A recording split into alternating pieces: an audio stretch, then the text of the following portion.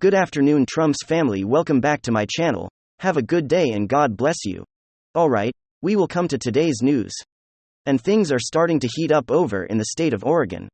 Whereby just a couple of weeks ago, this state was solely in the Democratic category to retain its governor for the state of Oregon now is moved to a toss-up, and Democrats are panicking to the point where they're now starting to dump lots of money into the state to try to save this governorship from turning red. No Republicans held the governorship in Oregon, I believe since like 1986, 1984, somewhere in there. So it's been a long time it's been under a Democrat rule for a while. And if Republican will be able to win this, it would be a massive win, because then that Republican governor could actually get tough on the crime that happens out of Portland, Oregon, mainly Antifa, and actually probably go after him even harder. So quick short story over here. It says Democrats start to panic as Republican Christina Dragon rises in the Oregon governor's race. This is fantastic news. To see what's happening in Oregon. The race for governor in Oregon was recently moved from leans Democrat to toss-up, and that has Democrats getting very nervous. They were probably not expecting this race to be competitive. Now they're throwing big money at the contest. Democrats pour over $1 million into the Oregon governor's race as blue state becomes a toss-up.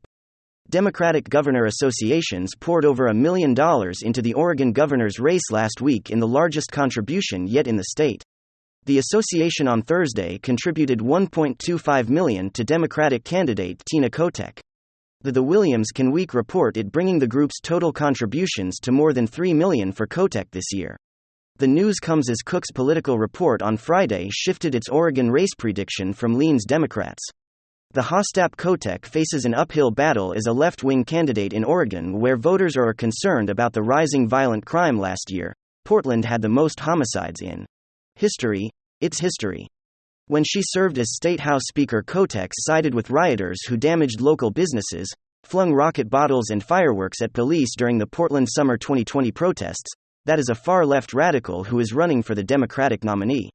However, the Republican is actually running on a little bit more law and order, a little bit more hey, let's go ahead and try to keep our community safe from these dangerous organizations such as Antifa. Excuse me, and all the other Black Bloc and Black Lives Matter and all these people whose terrorizes businesses, and those communities important while in Oregon, not just Portland, but all around the state. I'm sure people don't want to go to Portland anymore because of the crime, and because if you are, Republican, you might be murdered in their streets, and this is starting to become more of a trend. If you're Republican or if you're outspoken MAGA supporter and some of these areas, you will be murdered in their streets. They will run you over, they will shoot you, they will beat you. They will do whatever they can, and because they have the backing of the government, it is looked at, they look away and they are released from jail pretty quickly. Anyway, let me know what you guys think in the comments down below. Cat again. Do you live in Oregon? Do you know what's going on there? Is this a possibility of it flipping to a red or to a Republican governor? And now I know a whole lot of people hate this argument, but I'm gonna keep making it because it's true, because frankly, I think it's a really important double standard that people must understand. Could you imagine if this happened in Trump's America? It would be the front page story on every single news outlet on every street corner. You'd see it on the front page of every single newspaper and every tabloid, but of course, since it happened in Biden's America, it's not even getting coverage after the last couple of weeks of Joe Biden's disgusting, inflammatory, divisive rhetoric, targeting Republicans and MAGA supporters. Only a week after Joe Biden's blood-red Nazi Hitler speech, a supposedly Republican teenager was just the victim of a horrific vehicular homicide by a supposedly crazed Democrat who literally admitted to the police that he ran over this teenager after they had a political disagreement. And because he thought that this individual, this young boy, was part of a Republican extremist organization. Could you imagine if we just inverted this whole thing, and you had a young Democrat activist being the victim in this situation, and the perpetrator, the criminal, being a crazed MAGA Republican extremist during a hypothetical time where Donald Trump pushed inflammatory rhetoric against extremist Democrats? This is absolutely insane. Joe Biden once again has blood on his hands. It's certainly not the first time, and of course the media is not even covering it. So we have to fill in that gap. Let me show you guys exactly what's going on here. Another politically motivated hate crime, another act of overt terrorism in Biden's America. Let me show you guys exactly what's going on. So let's roll the tape. Alright, So here's a little update that's bouncing around on Twitter for what seems to be a relatively small independent news organization called iNews TV. Everyone listen to this. Presidents north of Jamestown. According to state radio logs, the reporting party identified as Shannon Brandt stated he struck the pedestrian because Brandt stated that the pedestrian called the some people, and Brandt was afraid they were coming to get him. Branded minute to state radio that he'd hit the pedestrian, and that the pedestrian was part of a Republican extremist group. Once on the scene, I met with the officer, met with Foster County Sheriff Johnson, and was shown the area of the incident. Limited evidence was observed in the nighttime. A first responder who was first on the scene was interviewed and showed me where the male pedestrian's body was approximately located. The responder was identified and stated that the family of the pedestrian showed up along with the family of Brandt. Shortly after his arrival, the patrolman and Foster County deputy responded to Brandt's parents' house in rural McHenry and then to Brandt's house in Glenfield. Their Brandt was interviewed by a patrolman outside his residence and admitted to consuming alcohol prior to the incident. Brandt admitted to striking the pedestrian with his car because he had a political argument with the pedestrian, and believed the pedestrian was calling people to come get him. Brandt admitted to leaving the scene of the incident and returning shortly after, where he called 911. Brandt did not remain on the scene until law enforcement arrived and ultimately returned to his residence. Brandt was placed under arrest for D. Okay, this is the second time that this exact type of situation happens where I suppose a Trump supporter or a Republican is indiscriminately murdered for nothing but their political stance, their political viewpoints, or their association with a right-wing group. Let's not forget what happened on the streets of Portland with that Patriot Prayer member. This is the exact same kind of thing. And once again, I posed the question, name a single time that this has happened the other way around. It does not exist. What was it, maybe 2 months ago, where another crazed leftist lunatic was arrested armed with murderous intent outside of Supreme Court Justice Brett Kavanaugh's home, his family home, and the White House has still yet to condemn it.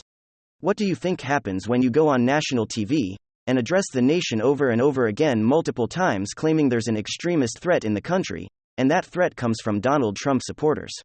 What do you think the end result in that situation is? Well, very simply, it's exactly what you just saw: horrific, heinous crimes committed against individuals by these crazed lunatics. But for them, of course, it's justified. The ends are justifying the means because Joe Biden told them that the targeted individual is not a victim but rather a threat to American society and democracy. And essentially what we're seeing is that Joe Biden is starting a war on conservative voters, a literal violent war. We've seen the attacks in the streets, the assaults, the arson, the vandalism, the threats of violence, the doxing, the repeated swatting of individuals like Tim Pool and Marjorie Taylor Greene and others. But really the most disturbing part is the media silence. Where is the media? Could you imagine if Alexandria Ocasio-Cortez was being doxed and swatted?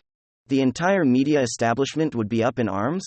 For Pete's sakes, probably even Fox News will be covering it and condemning it. Marjorie Taylor Greene has been swatting. On 3 different occasions, if I'm not mistaken. Tim Pool was swatted like 10 or 15 times in a row, and you don't even hear a thing. Nothing. There is no active condemnation of violence or extremist tactics from the left side, and certainly not from the left-wing political mainstream. And of course, there's no condemning violence coming from this White House. We know Joe Biden's track record on this. We know Kamala Harris' track record on this, enabling it and promoting the damn bail fund during the 2020 riots to get writers and felons out of jail. And of course, we know the Democrats stand on this in general. They have absolutely nothing to stand on. This is why it's such a joke. This is why their January 6th commission is such a hilarious joke. No wonder no one takes your stupid January 6th comedian hearing seriously, claiming Donald Trump incites violence by literally calling for the end to violence for people to go home. Meanwhile, your president, the leader of your political party and political image, is calling people that he disagrees with extremist MAGA terrorists, calling them a threat to the nation. Then a week later, a Biden voter indiscriminately takes the life of a young child based on his perceived political beliefs or political connection to a right-wing organization. And we hear absolutely nothing from these clowns, but we're supposed to take your January 6th garbage and nonsense and Joe Biden's rhetoric seriously. Never. I will never take phony sanctimonious left-boyd seriously who might democracy, incitement to violence, extremism and defensiveness. You are everything that you claim. The other side is Joe Biden once again has blood on his hands. Just in recent history, starting from the 2020 riots where countless lives were lost during the riots as Democrats essentially defended them, and enabled them, justified them, and even bailed these individuals out of jail, to Joe Biden's failed Afghanistan withdrawal, where Joe Biden's Defense Department just accidentally launched a drone strike on innocent individuals, who at the time we learned were part of a nonprofit organization that was taking care of the sick and needy and doing regular trips back and forth across the city of Kabul in Afghanistan, to now this Joe Biden and the Democrats have blood on their hands, and I'm pretty sure most of you guys are feeling the exact same way. They don't have a leg to stand on when it comes to their sanctimonious preaching. I don't want to hear a single word about extremism, democracy, or condemnation of violence until Democrat leadership and their activist base start living up to a basic moral standards. Nothing but rules for the but not for me. Those standards apply to everybody else, but they can continue to be as violent, despicable, and defamatory as they want, because nobody's going to hold them to account, especially not the mainstream media. Ladies and gentlemen, thank you for watching the video. Give me your thoughts below. And hit subscribe right now. And I will see you guys next time. Thank you for watching the video.